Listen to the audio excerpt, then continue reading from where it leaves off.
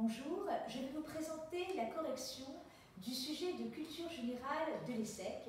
Alors l'intitulé était le suivant, désir et réalité. Premièrement, comment définir la notion de réalité? La réalité renvoie tout d'abord à ce qui est concret, elle désigne ce qui est extérieur à nous, c'est l'ensemble des phénomènes observables par les sens et considérés comme existant effectivement. La notion de réalité, le mot réalité vient du latin res, qui signifie chose. Par conséquent, effectivement, la réalité renvoie à l'ensemble des choses extérieures à nous et dont nous pouvons constater l'existence effective. La réalité, par conséquent, c'est ce qui est observable, compréhensible, notamment par la science ou tout autre système d'analyse, et elle s'oppose également à l'imaginaire, au rêve, au fantasme, à la fiction, au possible. Et il était fondamental dans ce sujet d'interroger les antonymes du mot réalité. Ensuite, dans une dissertation, il est très important d'analyser les rouages, car c'est souvent dans les rouages que sont condensées toutes les pistes de réflexion et également les problématiques qui pourraient nous aider à comprendre toute l'épaisseur, toute la densité d'un sujet. Alors, l'expression « et » ne devait surtout pas être ignorée. La conjonction « et » évoque un lien, une mise en relation, une association.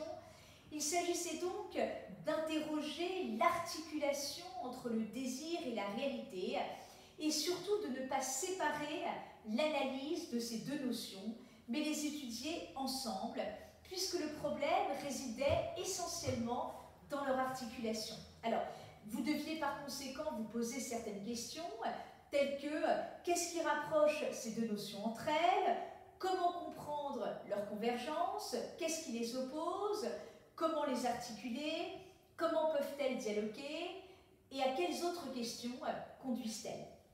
Alors, évidemment, le but de la dissertation n'est pas seulement de répondre à la question posée, mais d'interroger la question, de questionner la question, de se livrer à un travail de déconstruction. Et donc le but de la dissertation, c'est peut-être aussi de comprendre ce qui ne convient pas dans l'intitulé. Alors on pouvait observer une contradiction entre les termes du sujet. Pourquoi? Parce qu'en fait, le désir, a priori, s'oppose à la réalité, au sens où le désir apparaît comme un oubli de la réalité, une fuite vers l'irréel. Le désir ne cesse de passer des compromis avec la réalité sans jamais tenir compte du principe de réalité. Le désir pourrait même se définir comme un effacement de la réalité devant l'illusion. Il nous éloigne du réel. Désirer, par définition, si on reprend la phrase courante, c'est prendre ses rêves pour des réalités. Le désir, fondamentalement, renvoie à une mise à l'écart de la raison au profit d'une lecture idéalisée du réel. Et c'est d'ailleurs l'évidence de la vérité qui conclut bien souvent la mort du désir. Cependant, il faut également comprendre dans ce sujet que c'est précisément peut-être l'imaginaire qui distingue le désir du besoin. Un sujet justement qui interroge le rapport entre désir et réalité, c'est un sujet qui convoque également la notion d'imaginaire qu'il fallait parfaitement maîtriser pour comprendre effectivement ce sujet. Et effectivement, c'est bien l'imaginaire qui crée une sorte de rupture entre le désir et le besoin, dans la mesure où le besoin est réaliste, alors que le désir est toujours par définition désir de l'impossible, désir de l'imaginaire. Ainsi, ce qu'il fallait démontrer dans ce sujet, c'est qu'effectivement le propre du désir consiste à adopter une position de recul, de distance par rapport à la réalité, par rapport au monde. Et peut-être qu'effectivement, cela pouvait nous conduire à formuler les problématiques suivantes. Dans quelle mesure désirer, c'est justement refuser la réalité telle qu'elle est et lutter pour ce qu'elle devrait être? Dans quelle mesure désirer, c'est donner consistance et même existence à la réalité?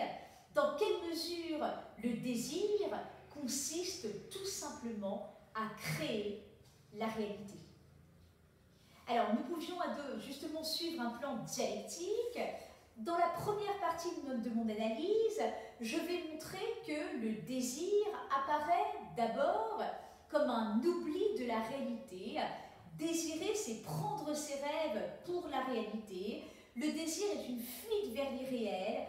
Le désir ne cesse de passer des compromis avec la réalité sans jamais tenir compte du principe de réalité. C'est un effacement, comme nous l'avions dit tout à l'heure, de la réalité devant l'illusion.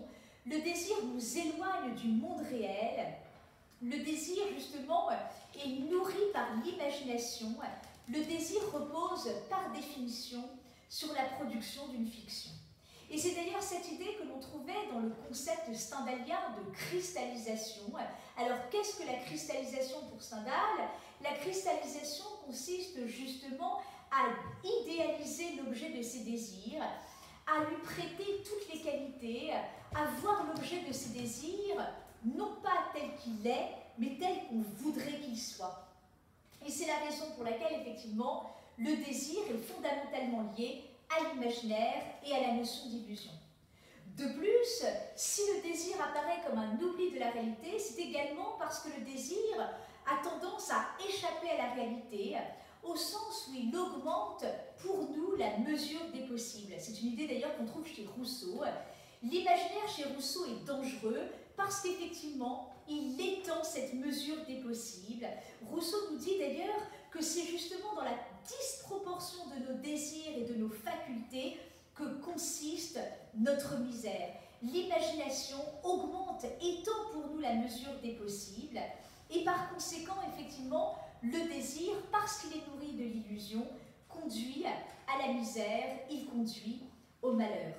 Donc le désir, nous le comprenons bien, est souvent effectivement facteur de déception, de désillusion, parce que le désir a tendance à cristalliser son objet, à l'idéaliser. La jouissance est synonyme de désillusion.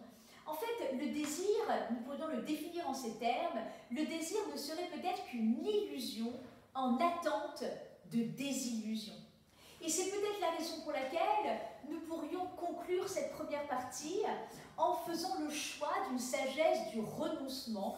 Donc en quoi consisterait cette sagesse du renoncement? Elle consisterait peut-être justement à rester au plus proche de la réalité, à ne désirer que ce qui est en notre pouvoir. En fait, ce n'est pas le désir en tant que tel qui serait condamnable, mais plutôt l'imagination qui étend justement cette mesure des possibles. En ce sens, effectivement, le renoncement apparaîtrait comme un acte de la liberté. C'est en désirant l'accessible qu'effectivement, nous aurions peut-être une chance de découvrir, de trouver le bonheur ou tout au moins la satisfaction. Renoncer, c'est tout simplement accorder notre vouloir à notre pouvoir.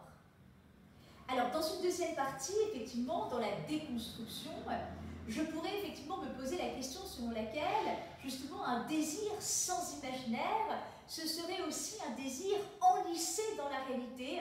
Que risque-t-on, justement, à ramener nos désirs sur la réalité? Que risque-t-on à condamner l'imagination? Est-ce que finalement cette puissance d'irréalité ne serait pas le propre de la conscience humaine?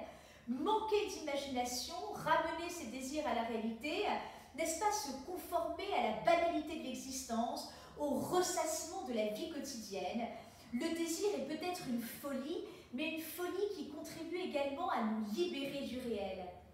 Ainsi, l'effondrement du désir nous conduirait à l'ennui, c'est-à-dire à une situation dans laquelle se mêlerait, se mélangerait l'inertie et la tristesse. Sans le désir et sans l'imaginaire, la vie ressemblerait peut-être rapidement à une sorte de vide que rien ne peut remplir. Ainsi peut-être, mieux vaut le désir, mieux vaut l'imaginaire, mieux vaut l'illusion. De plus, c'est précisément l'imaginaire qui distingue le désir du besoin, et je pense que dans ce sujet, il était important effectivement d'analyser l'opposition entre le désir et le besoin. Le besoin, lui, est réaliste, tandis que le désir est lié à l'imaginaire. Le besoin est toujours ancré dans la réalité, alors qu'au contraire, le désir, c'est une prise de distance, une prise de recul par rapport à la réalité, par rapport au monde. Ainsi, l'imaginaire, en quelque sorte, représente une sorte de rupture entre le besoin et le désir. Imaginer, c'est précisément transformer le besoin en désir. Le désir se nourrit de l'imaginaire, il a besoin de l'imaginaire. Enfin, si désirer, c'est s'extraire de la réalité, si désirer, c'est sortir de la réalité, c'est peut-être également parce que désirer, c'est tout simplement ouvrir sa conscience à la dimension du temps et plus particulièrement à la dimension de l'avenir, c'est-à-dire sortir de l'immédiateté pour ouvrir notre conscience à la dimension du projet. Et c'est aussi la raison pour laquelle le désir, parce qu'il possède cette capacité extraordinaire de sortir de la réalité, de s'extraire de l'immédiateté, c'est la raison pour laquelle le désir est puissance d'action et de création. Et c'est aussi la raison pour laquelle le sujet désirant est un être qui existe au lieu de simplement vivre. Il est capable, par son désir, de s'extraire de son existence, de poser la question du sens de sa vie. Et d'ailleurs, Louis Lavelle, dans un ouvrage intitulé « Du temps et de l'éternité », écrit que le propre du désir, c'est de s'élancer vers l'avenir, mais encore peut-on dire que c'est lui qui crée l'avenir. Alors, dans la dernière partie de mon analyse, dans la reconstruction, je voudrais démontrer qu'effectivement, le désir, justement, c'est avant tout une prise de distance, une prise de recul. En quoi consiste justement ce rapport entre désir et réalité ? Plutôt que d'un rapport d'opposition, comme nous l'avions vu dans la première partie, lorsque nous avions dit qu'effectivement le désir était une illusion qui consistait à outrepasser le réel, j'aimerais envisager plutôt un rapport de dialectique, c'est-à-dire envisager le lien entre désir et réalité selon une sorte de dialectique. En fait, justement, désirer, c'est prendre ses distances avec la réalité, mais également le désir, c'est ce qui tend à devenir réel. En ce sens, le désir ne serait pas le contraire de la réalité, mais bien au contraire, et c'est ça qui était fondamental dans ce sujet, c'était de démontrer que le désir était l'envers de la réalité, comme si désir et réalité constituaient en quelque sorte les deux faces d'une seule et même réalité. Si j'empruntais une expression propre à Ricoeur, on pourrait dire que le désir introduit en quelque sorte le conditionnel dans la grammaire de l'action. Le désir étant pour nous la mesure des possibles, désirer, c'est refuser le réel tel qu'il est et lutter pour ce qu'il devrait être. En ce sens, le désir, bien sûr lié à l'imaginaire, ne serait pas une fuite en dehors du monde réel, mais au contraire ce qui nous permettrait de repenser le monde réel. En ce sens, le désir constituerait une véritable capacité d'ouverture au monde réel, et c'est précisément parce que le désir est lié à l'imaginaire qu'il nous permet d'explorer le champ des possibles. Et par conséquent, désirer, c'est tenir le réel à distance, s'en affranchir, le nier, mais non pas justement pour s'en libérer totalement, au contraire pour revenir au réel et le repenser. En ce sens, effectivement, le désir serait une négation de la réalité, mais une négation positive, et c'est peut-être pour cette raison d'ailleurs que l'on pourrait associer le désir à la notion d'utopie. D'ailleurs, Sartre, dans L'être et le néant, nous dit que le désir n'est pas d'abord ni surtout une relation au monde. En fait, pour Sartre, le désir serait une négation du monde. Mais dans quelle mesure peut-on parler d'une négation du monde ? En fait, tout simplement, le désir, c'est cette négation provisoire du monde, mais qui nous permet, en fin de compte, de repenser le monde. Et peut-être qu'effectivement, nous pourrions achever notre analyse, encore une fois, par Hannah Arendt, qui justement définit l'homme comme un faiseur de miracles. Alors, et pour Hannah Arendt, justement, l'homme est un faiseur de miracles, au sens où l'homme, par son désir, a le pouvoir, effectivement, d'interrompre le cours des choses, de faire se produire, écrit-elle, ce qui, sans lui, aurait très peu de chances d'arriver. Il y aurait donc une virtuosité du désir. Le désir étonne, il est puissance d'innovation. Le désir d'ailleurs constitue en lui-même un événement. On pourrait presque parler d'une démiurgie du désir, au sens où désirer, c'est initier, commencer quelque chose de nouveau, interrompre le cours des choses pour créer un nouvel ordre. Et en ce sens, même en empruntant un vocabulaire très religieux, on pourrait presque parler d'une épiphanie du désir, associer le désir à un événement. Si le désir, justement, prend un tel recul vis-à-vis de la réalité, c'est parce que le rôle du désir est d'introduire du désordre dans l'ordre. Ensuite, bien plus qu'une simple prise de distance, bien plus même qu'une capacité à renouveler la réalité, à lui redonner sens, nous pourrions même tout simplement dire que c'est le désir lui-même qui crée la réalité. En effet, l'ordre chronologique des termes du sujet était également très important à définir. Nous avions tout d'abord le désir et ensuite la réalité, et je pense que cet ordre avait un sens, qu'il ne fallait pas l'occulter ou le mépriser.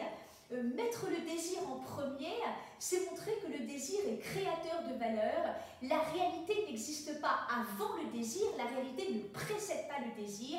C'est le désir qui donne consistance et existence à la réalité. La réalité n'existe que parce que nous la désirons. Et c'est un peu cette idée que l'on retrouve chez Spinoza avec son exemple, sa métaphore de la pomme, quand Spinoza nous dit qu'effectivement ce n'est pas parce que la pomme est bonne que je la désire, mais c'est au contraire parce que je la désire qu'elle devient bonne.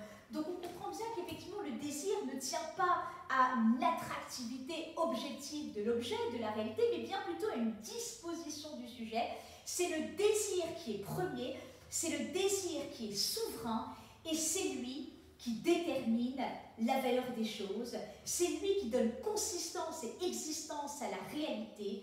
La réalité n'existe que parce que nous la désirons.